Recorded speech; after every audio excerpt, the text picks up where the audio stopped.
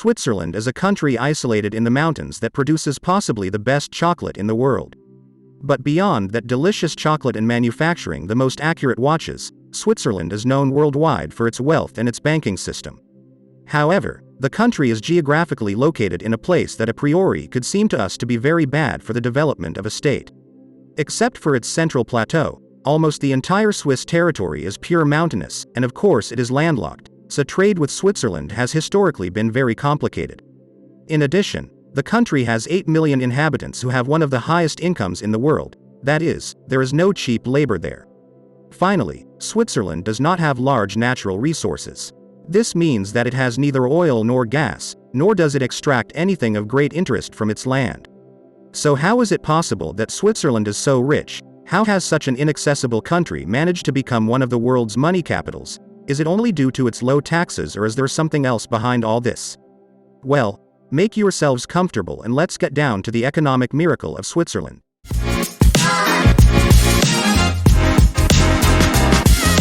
Hello and welcome to the Money Street. First, let's see if Switzerland really is that rich. The country ranks third in the Human Development Index, behind only Norway and Ireland.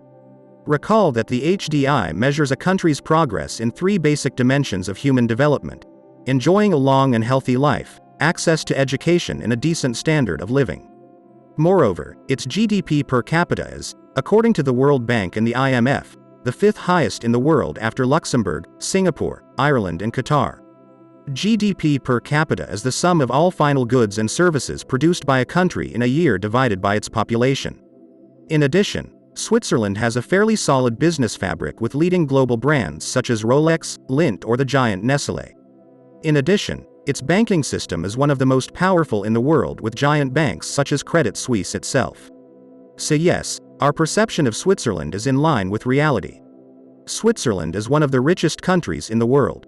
Now let's see why. Switzerland is one of the oldest nations in the world.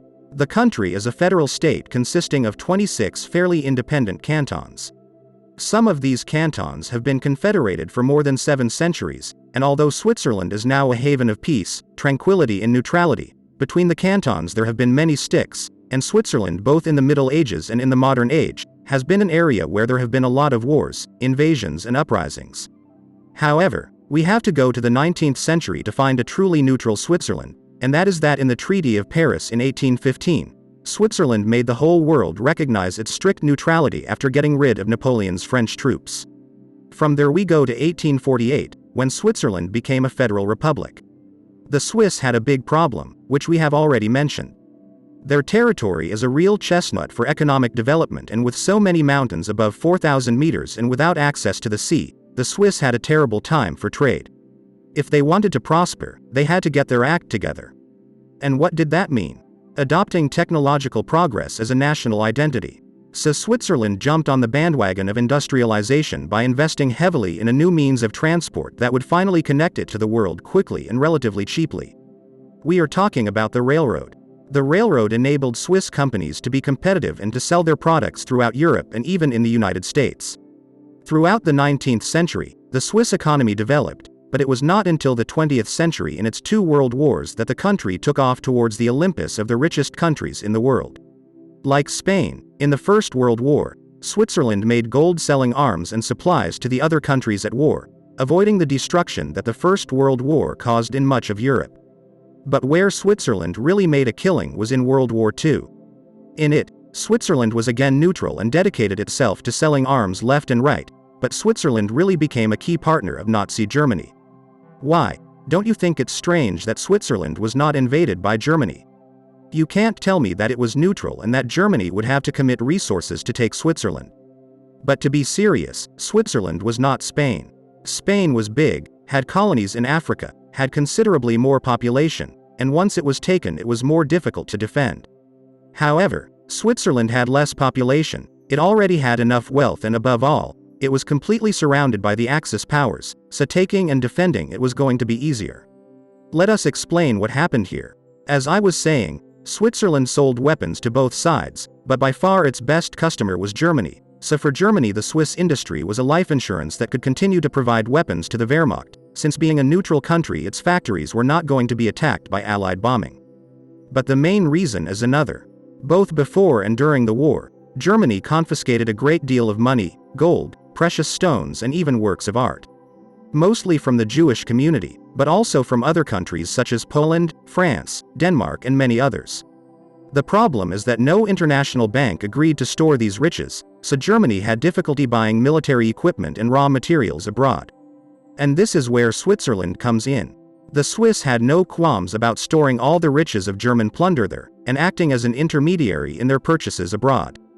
The Swiss banks bought part of this gold and other wealth, and provided Germany with the much coveted Swiss francs with which to obtain armaments or raw materials on the international market more easily. An example of this was the Swedish iron that flowed between Stockholm and Berlin throughout the war. And what happened to all that wealth resulting from the German outrages? Well, most of it ended up forgotten in numerous Swiss accounts, since its legitimate owners were unaware of the existence of these accounts or had simply died. To give an example, of the more than 100 tons of gold that Germany is estimated to have stored in Switzerland, the Swiss only had to return 4 tons. So yes, the Swiss economic takeoff is largely due to a wealth of at least immoral origin. But as you all know, when it comes to a country's economy, it is not enough to amass a large amount of wealth at a given time. The tricky thing is to maintain it. To perpetuate its wealth, Switzerland has invested heavily in research and development, in other words, the famous R&D. In fact, to this day, Switzerland is still the 10th country in the world with the highest per capita investment in R&D. Switzerland is also the country with the highest number of patents per capita, and with such a small population, the Swiss have managed to win 27 Nobel Prizes, ranking number 7. This has allowed Switzerland to associate its technology and products with the highest quality and durability.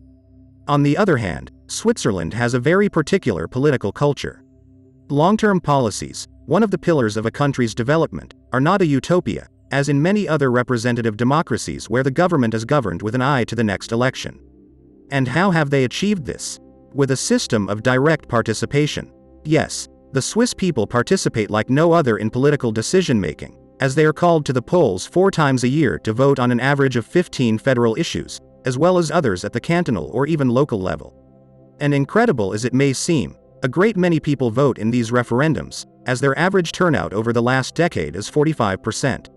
In fact, citizens can have any proposal voted on by gathering as few as 50,000 signatures from eligible residents. In fact, in 2016, the Swiss rejected the basic guaranteed income plan for all because, incredible as it may seem, 77% of voters rejected a universal payment of €2,250 for all adults. In practice, what this direct participation provokes is a healthier politics in which the decision-making power of politicians is not so important, and in which political parties seek broad consensuses that allow the country to set itself long-term horizons. Direct democracy is also a good tool so that the personal interests of politicians interfere less in the political decisions themselves, and things like revolving doors make much less sense in Switzerland. Let's come to another reason for Swiss development: competition between cantons. Having quasi-independent regions means that they have to compete with each other to see who offers the best conditions for entrepreneurs to settle in their territory. This is why taxes in Switzerland are quite low, but not uniform, and each canton has its own tax system and its own laws and incentives to bring in more and more companies. If you are enjoying this video and want to be aware of new videos, subscribe to this channel and turn on notifications. Also, 2.9% of the Swiss economy depends on tourism, and finally, Switzerland has been able to take advantage of the few things that its territory has been able to offer. Beauty and snow. Thus, almost 12 million tourists visited Switzerland in 2019. Some high-value tourists, since the profile of the tourist visiting Switzerland is a high-income profile. But the jewel in Switzerland's crown is undoubtedly its banks and the legislation that until recently has regulated them. But why have all the rich people in the world put their money in Swiss banks? Basically because of one thing: their banking secrecy. In the Swiss culture, at the level of privacy, banking secrecy is something similar to what in the rest of the world may be the relationship between a doctor and his patient, or a lawyer and his client. Therefore, for many decades, criminals of all kinds and conditions such as drug traffickers, arms dealers, dictators, warlords, corrupt politicians and other dirty people hid their loot in Swiss banks, benefiting from this banking secrecy. So did rich people from all over the world, who took advantage of the low Swiss taxes and banking secrecy to evade taxes and not pay them in their countries of origin. Therefore, Switzerland became a real safe in which all these people trusted. No matter what crisis came, no matter if you were caught stealing with your hands in the cookie jar and ended up in jail, if you had your money in a Swiss bank, your money was safe. In fact, the banks have benefited from the death of many of these rich people who, once dead, nobody has claimed their fortune and have kept it for themselves. To give you an idea, in 2020, the assets held by Swiss banks were 5 times the country's GDP. A real madness. Fortunately for everyone, during the Obama era, the United States and the European Union put pressure on Switzerland until the country finally agreed to lift banking secrecy and share information about the accounts of US and EU citizens who had their accounts in Switzerland. Even so, all the expertise that Swiss banks have acquired over the years has meant that in terms of consulting and banking services, Swiss banking remains one of the most efficient in the world. Even so, there are still several reports published by international agencies on transparency, which warn that the high levels of corruption in Swiss banks are unacceptable, so all that glitters is not yet gold. This is how Switzerland has become rich. We hope you liked the video and you can leave us a comment telling us what you think about it.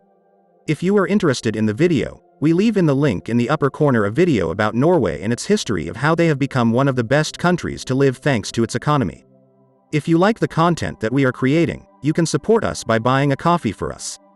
With this, you will be contributing a lot to our work, and we will be able to increase our content.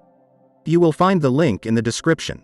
Thanks for watching The Money Street, and don't forget to click the subscribe button for more financial videos.